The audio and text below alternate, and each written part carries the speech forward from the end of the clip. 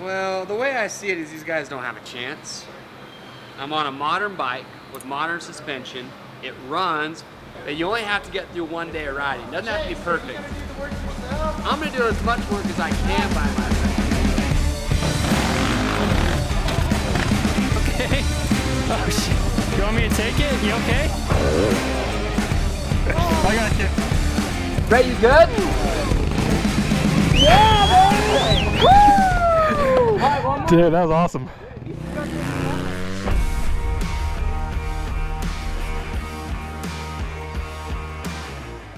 All right guys, so we're back in the warehouse today. We finally carved out some time to start working on these bikes. So first things first, we gotta get some inspections done. We gotta figure out what's wrong with the bikes, what needs to be fixed before they can be ready for 5 miles of hell.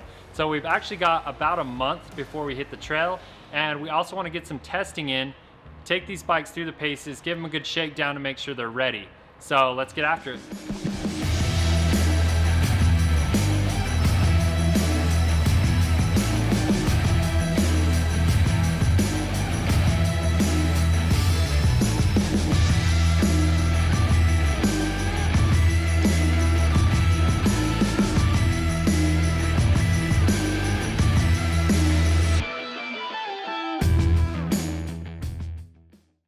I don't know where it came That's from. probably my nephew.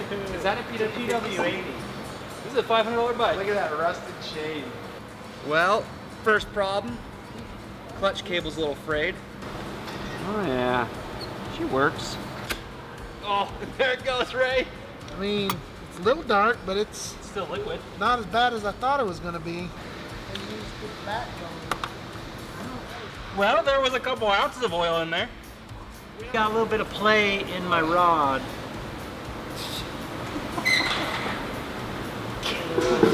I went ahead, jumped the gun on these guys, started tearing it apart. I found that the piston, it looked like a ring had caught the exhaust port, broke the piston, gouged the cylinder wall real good. It looks like they tried to fix it by throwing some other rings on this crappy piston. Anyway, so top end's totally shot, which I knew that. I wasn't too worried about that. The thing that I was worried about is the crank. When you start missing pieces of piston, they could fall down into the crank. Carburetor had a lot of dirt in it, so he's been sucking dirt, and the crank was just dirty. There is a tiny bit of free play in the rod, up and down free play. That's not a good thing. So I'm torn right now if I want to split the cases and replace the rod and main bearings on this. I don't know if I have the budget for it. The top end's going to cost me $250 with a bore and a new piston kit. So, you know, to get it running under $500, the top end's going to do it. But man, I really wanted to get me some Preston Petty plastic for this, but I don't think that's going to happen. I'm starting with some basic maintenance right now, changing the oil. I'm going to check the clutch. I'm going to change these old XRs had a screen that you have to pull this right side off and pull the screen out. I just want to make sure that I'm not going to starve this thing for oil when I'm out riding it. I've got to change the handlebars. I'm a pretty tall guy, so I'm going to put some taller bars on. We're going to get that petcock addressed, the carb clean, oil changed, maybe put a clutch in it. Make sure I've got some good tubes in the tires. This thing has some crazy wheels on it, so I can't even buy, not on my budget, I can't buy a front tire. This is a 23-inch front rim, so I'm gonna run what I've got. I've got to change the chain on it, do something about the seat, customize it a little bit. Unless I come up and find something in here that I'm not anticipating, I should be good in my budget. But it's still bare bones. I mean, it's not going to be fancy, but it's going to get me there. New oil change, basic maintenance, make sure it's reliable. I'm needing to throw a battery in, clean the carb. So when I went to buy it, we had to jump it with jumper cables, and we got to crank over and start with starting fluid, but the carb's a little gunked up. Then replacing the chain, checking wheels, brakes, and go from there. I haven't torn in the top end yet. Chances are top end, hopefully not a bottom end, but I got this for $150, so I've got plenty of money left in my budget. So right now, just pulling her apart. First priority is get to the motor, because I know that's where it's gonna need the most work. Other than that, I've got flat tires, my clutch cable broke this morning as I was pulling the clutch in. Needs spokes for the rear tire, tubes, sprockets are good, chain is good, but first priority is motor, so that's what we got to find out. Now these guys are making fun of me because I'm the only liquid cooled bike out here, but I got radiator braces, so when they say I'm gonna smash them up, luckily I got radiator braces on me, so. Okay, so on the YZ125, we already talked about how I lost the seat on the ride home. So we've been test fitting some seats. Right now we scrounged this thing up. I don't know where it came from, but it fits all right, I guess, for now. We'll see if something better comes along or if my seat turns up. I don't know. My seat turns up on the freeway. The plan's to go drive back up there and see if I can track it down. We'll see. Looking for my seat and I don't know. There's no sign of it, so I guess this is calling it quits. With the engine, it starts and runs. So basically, I'm just gonna do a compression test on it. I'm gonna do a new clutch. Surprisingly, we have the OEM plates in stock, so I'm gonna pull some of those, get a new clutch, take the old clutch with me on the bike, so just in case I fried that new one, I'll be set with the second clutch. I'm gonna try like hell to beat everybody on this old bike. I've got the oldest bike. Right now, I think it runs the best out of anybody else's, and I want to beat everybody on this old bike. I think that'd be the coolest thing ever. So that's the plan.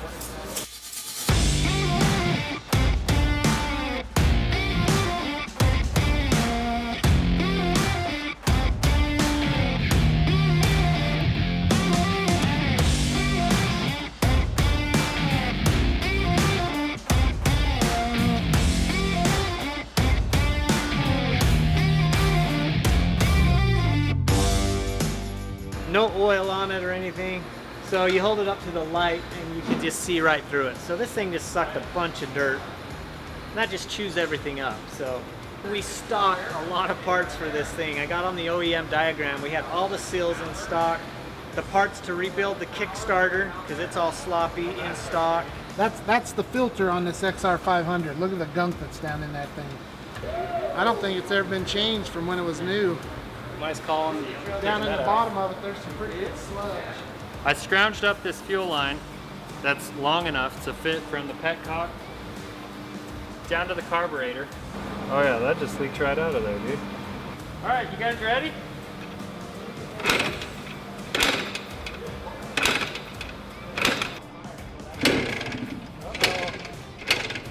It ain't gonna start now. I'm at least gonna get some fresh friction plates. It's a little toasty, a little worn down. There's not a lot of life left in it, so better safe than sorry. I'm all the way in, and I've got enough room in my budget. I'll be okay. And here's one of my larger concerns opening up this side. Our timing chain's pretty sloppy in it, so I want to find out how do these things tighten. It doesn't have like the normal apparatus you normally see that tightens up the timing. So got to do a little bit of research and find out how to get that thing more into spec so I don't have any issues jumping teeth or anything.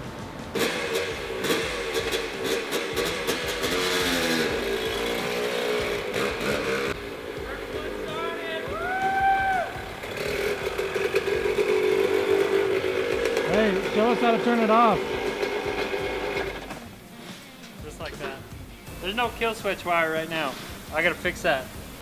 All right, no rust on the chain. Flat spots aren't too bad, so definitely gonna be able to reuse this, which is good because chains are not cheap. So, pro tip.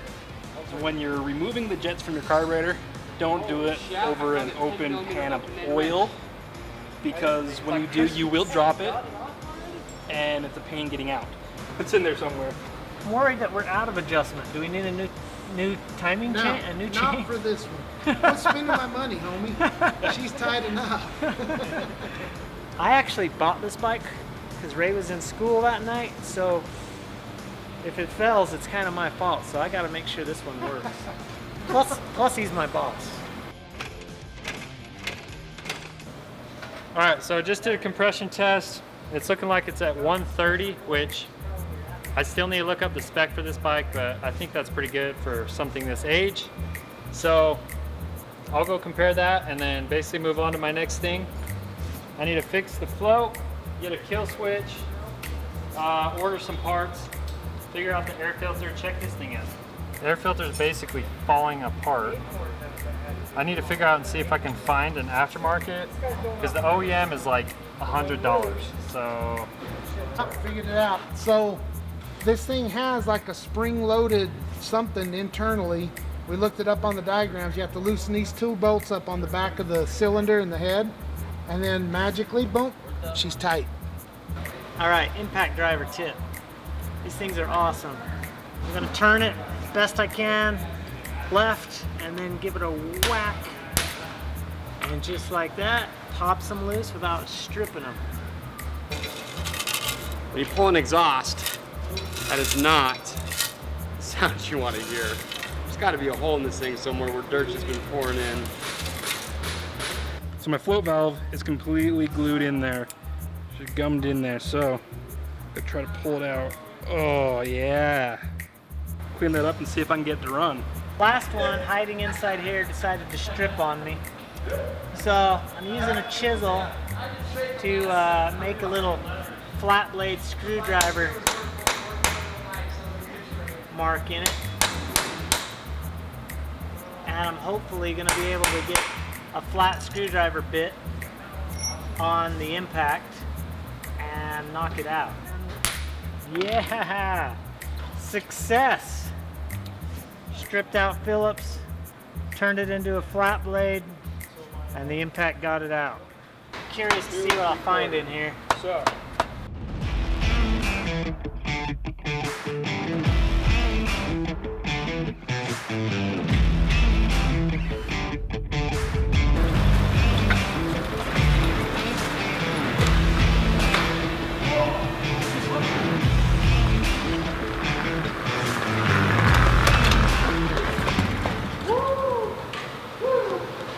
See why this clutch wouldn't disengage. Oh yeah, check that out. Look at that. They're all stuck together. Yeah, that looks They were just all, like mine, they dude. were all rusted and rusted together. I had to break them all loose. But yeah, look at try to separate those two.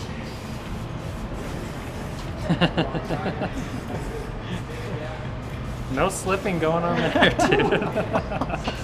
Nope, That's awesome. no slipping, that's for sure. I don't know why it only had one wire. No wonder it was freaking shocking me through the bars. 14. Grounding out, dude. Digging in here, this is always the worst part, is this little diaphragm section. And it's pretty toast. That right there could very well ruin my entire budget. Jets are looking okay. There's a little bit of varnish in it, but oddly, honestly, it was in decent shape. The needle valve was all good, so a lot of times that's what's gummed up, but yeah, that accelerator pump's my biggest concern now. So my friction plates will have to be replaced no matter what. I've gone through and I've cleaned up the drive plates best that I can. They're pretty tough. You just take some Scotch-Brite to them, clean them up, wash them off. They should work about as good as new. All right, so I have the valve cover pulled off, and just looking at it, luckily there's nothing major that looks like it's wrong with it. The cam chain might be a little bit loose, but it's not terrible. What'd I say? Might be. Oh, it is loose. It's a little loose, but it's not the end of the world. We checked our valve clearances, but now we're actually going to do a leak down test. Check the combustion chamber and see how she does. So far, so good though. We haven't found anything major, but that kind of scares me because it means it might be in the bottom, but we'll find out. Let's see, 14, 14, yeah. So that's not great, but it's not the worst.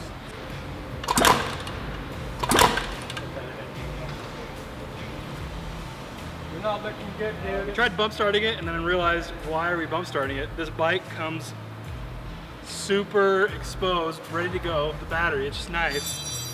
And we can use a little power, just a little jump start power. Let me put the choke on.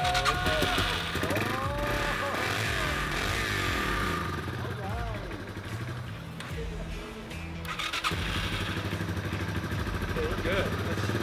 So, I have to have them on choke, otherwise it doesn't really idle. Oh, good.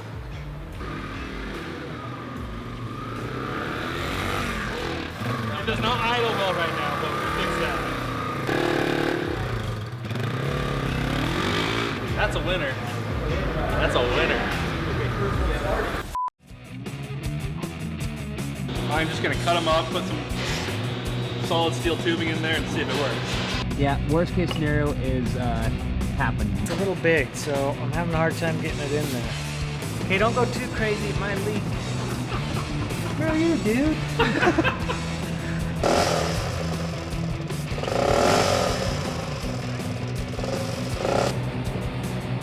Should I put this end up? Put it here. This way.